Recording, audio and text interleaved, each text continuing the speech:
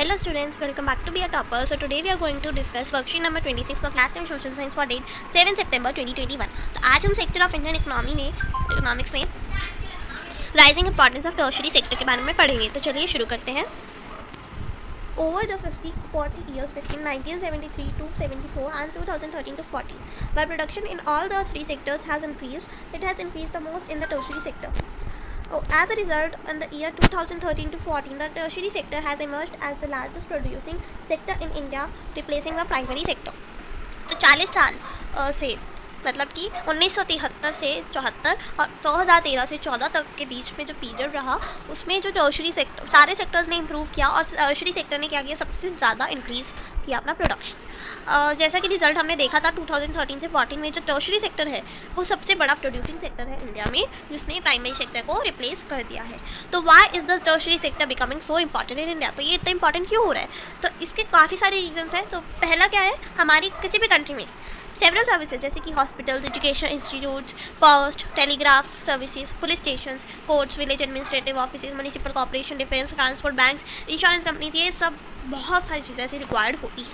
ये तब basic services की तरह कंसीडर की जा सकती है. In a developing country the government has to take responsibility for the provision of these services. तो डेवलपिंग कंट्री में गवर्नमेंट को इन सब चीज़ों की सर्विसेज की रिस्पॉन्सिबिलिटी लेनी पड़ती है. दूसरा क्या रीज़न है, जो डेवलपमेंट एग्रीकल्चर इंडस्ट्री की वो सर्विसेज की डेवलपमेंट में हेल्प करती है, जैसे कि ट्रांसपोर्ट, ट्रेड, स्टोरेज, ठीक है. और जैसा कि हमने अभी देखा, तो greater the development of primary and secondary sector more would be the demand of such services. तो जैसे जैसे अगर प्राइमरी सेक्टर और सेकेंडरी सेक्टर की ज़्यादा डेवलपमेंट होगी तो टर्शियरी सेक्टर की भी ज़्यादा ज़रूरत पड़ेगी. तो थर्ड है, एज इनकम लेवल्स राइज, जैसे इनकम लेवल्स बढ़ते हैं, certain sections of people start demanding many more services like eating out, tourism, shopping, private hospital, private schools, professional training, etc. You can see this change quite sharply in class cities, especially in big cities.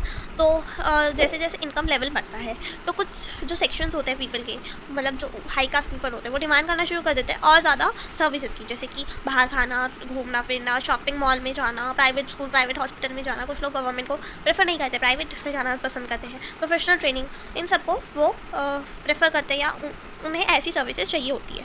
तो ये सब changes हमें बड़ी cities या cities में देखने को मिलते हैं. फोर्थ है, पास्ट डिकेड या ऐसे ही पिछले कुछ सालों में क्या हुआ है, काफ़ी सारी सर्विसेज जो है जो कि इंफॉर्मेशन और टेक्नोलॉजी कम्युनिकेशन पे बेस्ड है, उनकी सर्विसेज जो है वो इंक्रीज़ हुई है इन चीज़ों के ऊपर.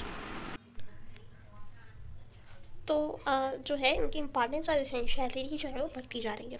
तो इन सर्विसेज का प्रोडक्शन काफ़ी ज़्यादा जल्दी इंक्रीज़ हो रहा है. तो आज हमें 4 क्वेश्चन दिए गए हैं, तो इनके सॉल्यूशन देखते हैं.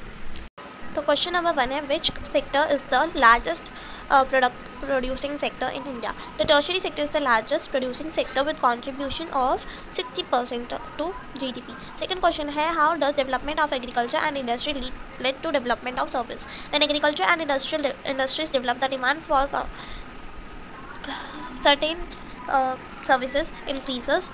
For example, transport, trade, storage, etc. In this way, with the development of agriculture and industries, services also develop. Third है, which sector of economy would you like to contribute with when you will grow up and why?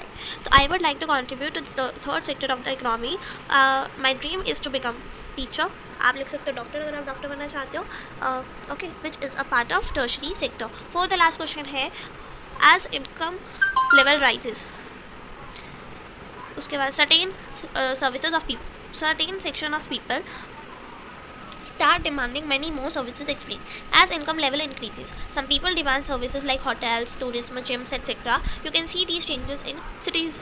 Okay, तो आज की worksheet खत्म होती है. उम्मीद करते हैं आपको समझ में आई होगी. अगर अच्छी लगती है तो वीडियो को लाइक कीजिए, शेयर कीजिए, चैनल को सब्सक्राइब कीजिए, कमेंट में ज़रूर बताइएगा कि आज की वर्कशीट आपको कैसी लगी. मिलती है आपसे अगले वीडियो में. Till then stay home, stay safe.